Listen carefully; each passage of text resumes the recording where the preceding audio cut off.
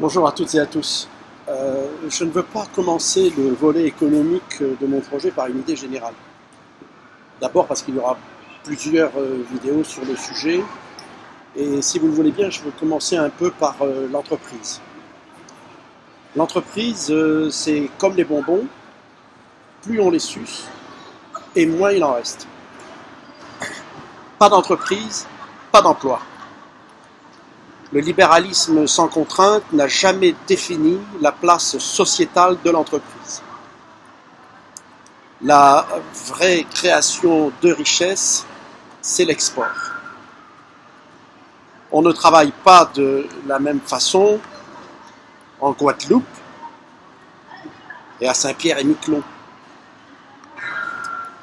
L'inspection du travail n'est pas un service impartial de l'État.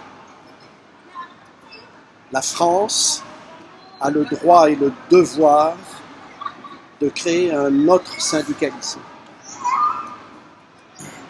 Les charges sociales ne sont pas des charges, mais des éléments du salaire.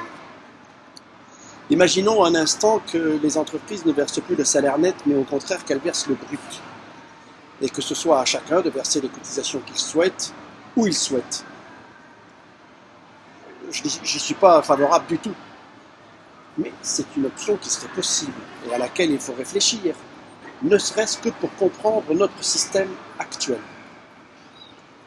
Notre système actuel est mauvais parce qu'il est en déficit. Les organisations salariales et patronales ainsi que les services de l'État sont responsables de cela.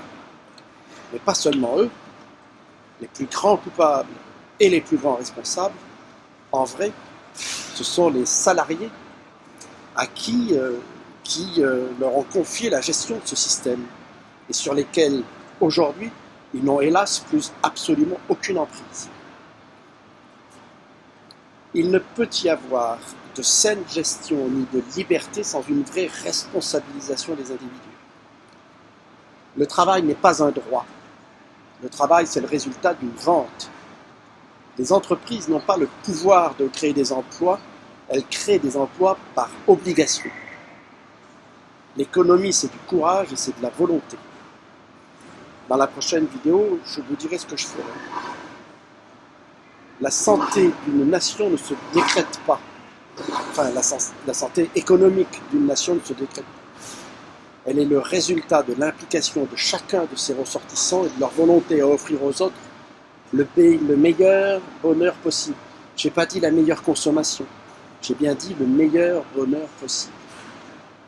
C'est, à mon sens, le vrai but que nous devons poursuivre dans la création d'une économie nationale. À bientôt et dites-moi ce que vous en pensez.